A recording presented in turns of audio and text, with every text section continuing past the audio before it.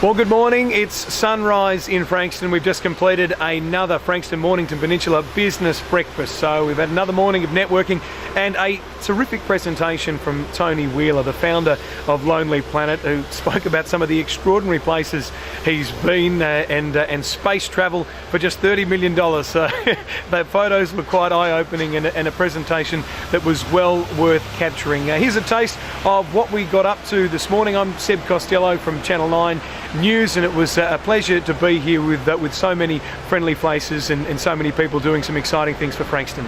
So we bought an old car, a Mini, and we set out to drive this car as far east as it would take us. And we thought, look, if it breaks down, it's so cheap, we'll just park it by the roadside and walk away. So we drove it across Europe and then across into Turkey and across Turkey.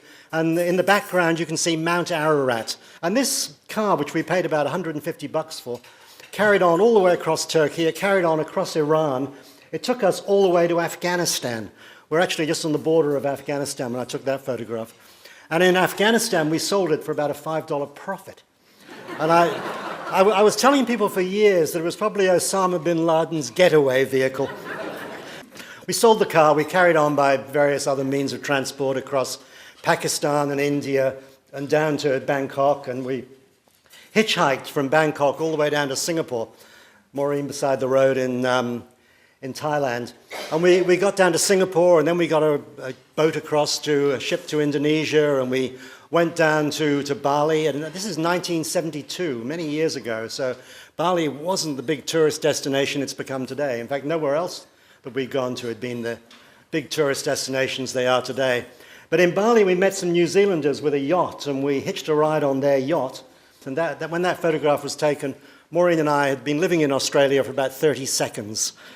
Of course, if this was 30 years later, we would have been straight to Nauru, and I wouldn't be here speaking to you this morning.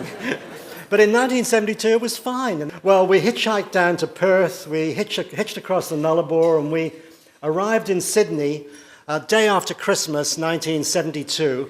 We both got jobs, and we got a flat, and we settled down. And then people started asking us about what we'd done, where we'd been, how we'd done it. And we decided someone should write a book about it, and we wrote the first Lonely Planet guidebook. Across Asia on the cheap, it sold for all of $1.80. And to our absolute amazement, it was a success. People really liked it immediately. And we thought, well, this was fun, let's do another book. So we bought a motorcycle, and for the next year, all of 1974, we rode that motorcycle around Southeast Asia.